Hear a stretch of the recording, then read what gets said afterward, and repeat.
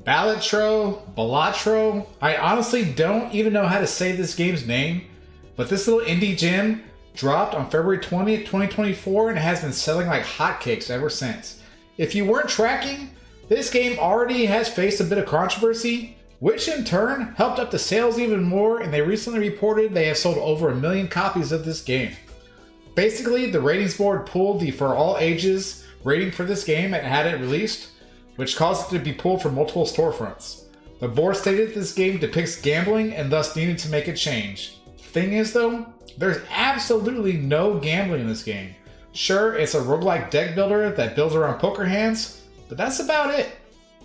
The board got it wrong with this one, but the one-person developer for this game, known as Local Thunk, got it oh so right.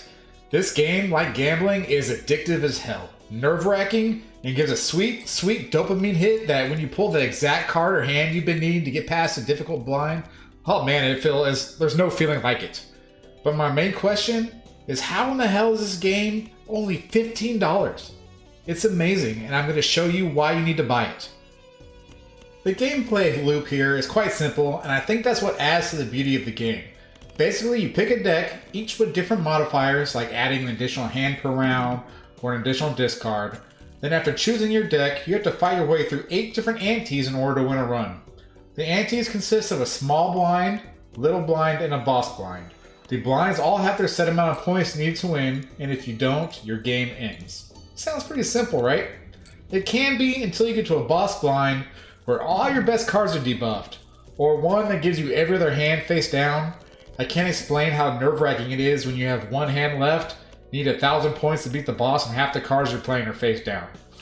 The game gives you some ways to figure out what you have, like organizing by rank or suit, but it only goes so far. Sometimes you get lucky though, and nail a 3 of a kind in that situation, and it gets the heart pumping so good. That's when this game truly sinks its claws into you. Before we get to the deck building aspect, let's talk about scoring. For those of you familiar with poker, you simply score with your basic poker hands: high card, pair, 2 pair, 3 of a kind, 4 of a kind, straight, flush, and so on. Obviously, the better the hand, the higher the score. That is until you start diving into the planet cards. Now the planet cards are all represented by a planet in the solar system. Makes sense, right? But these cards level up your poker hands.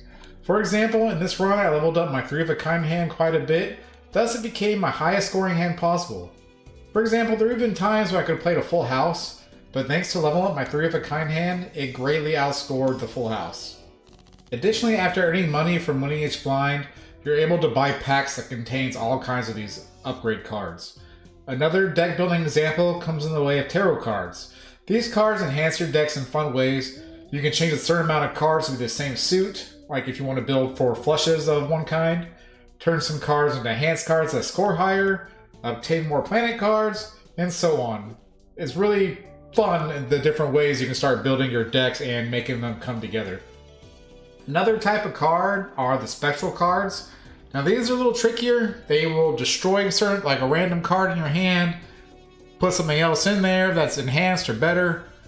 These cards are a little trickier. They can give you great benefits if you're really lucky. They can also really screw up your deck if you're unlucky, so be very careful in using these. Additionally, there's your standard card packs, which just give you your basic standard cards. Sometimes you get some nice upgrades in them, but mostly you're just adding more cards to your deck. Finally, you have your jokers, which really make your deck take off and enable you to have those awesome high scores.